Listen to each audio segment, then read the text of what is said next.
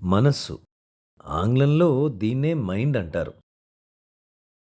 మనస్సు ప్రాథమిక కర్తవ్యం ఆలోచించడం.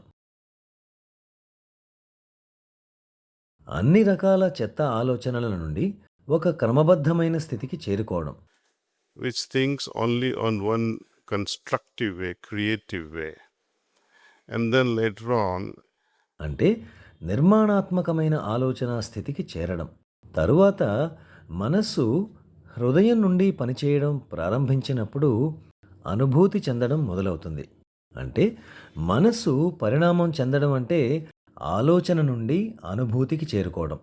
ఈ అనుభూతి స్థిరపడినప్పుడు ఇక ఈ అనుభూతి చాలు, నేనే ఆ అనుభూతిగా రూపాంతరం చెందితే బావుంటుంది అన్న అభిప్రాయం ఏర్పడుతుంది. ఒక చిన్న ఉదాహరణ తీసుకుందాం. మీరు చాలా ధనవంతుడైన ఒక స్నేహితుడు ఉన్నాడనుకుందాం.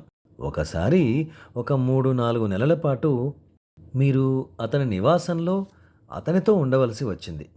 మీరు 3 నెలల పాటు ఆనందంగా అతని ఆతిథ్యాన్ని స్వీకరించి మీ స్వగృహానికి తిరిగి వచ్చారు. కానీ తిరిగి వచ్చిన అనంతరం మీ మనఃస్థితి ఎలా ఉంటుంది? నా స్నేహితుని యొక్క గొప్ప ఆతిథ్యాన్ని ఆనందంగా అనుభవించాను. నేను కూడా అతనిలా ధనవంతుడిని అయి ఉంటే ఎంత బావుండేది అనిపిస్తుంది. అంటే ఆతిథ్యాన్ని ఆనందంగా అనుభవించడమే కాక, ఆ అనుభూతి స్వంతమైతే బాగుండునని భావించడం.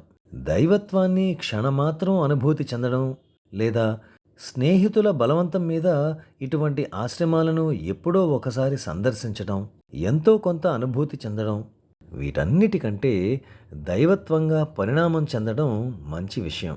దైవత్వాన్ని అప్పుడప్పుడు సంగ్రహావలోకనం చేయడం కంటే దైవత్వంగా రూపాంతరం చెందడం ప్రధానం. ఆలోచన నుండి అనుభూతికి, అనుభూతి నుండి ఆ అనుభూతిగా రూపాంతరం చెందడం, ఇదే పరిణామ క్రమం అని యోగ శాస్త్రాలు చెబుతాయి.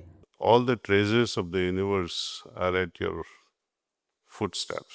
మీరు దైవత్వంగా రూపాంతరం చెందినప్పుడు ఈ విశ్వంలోని సిరి సంపదలు అన్నీ మీ పాదాల ముందు మోకరిల్లుతాయి.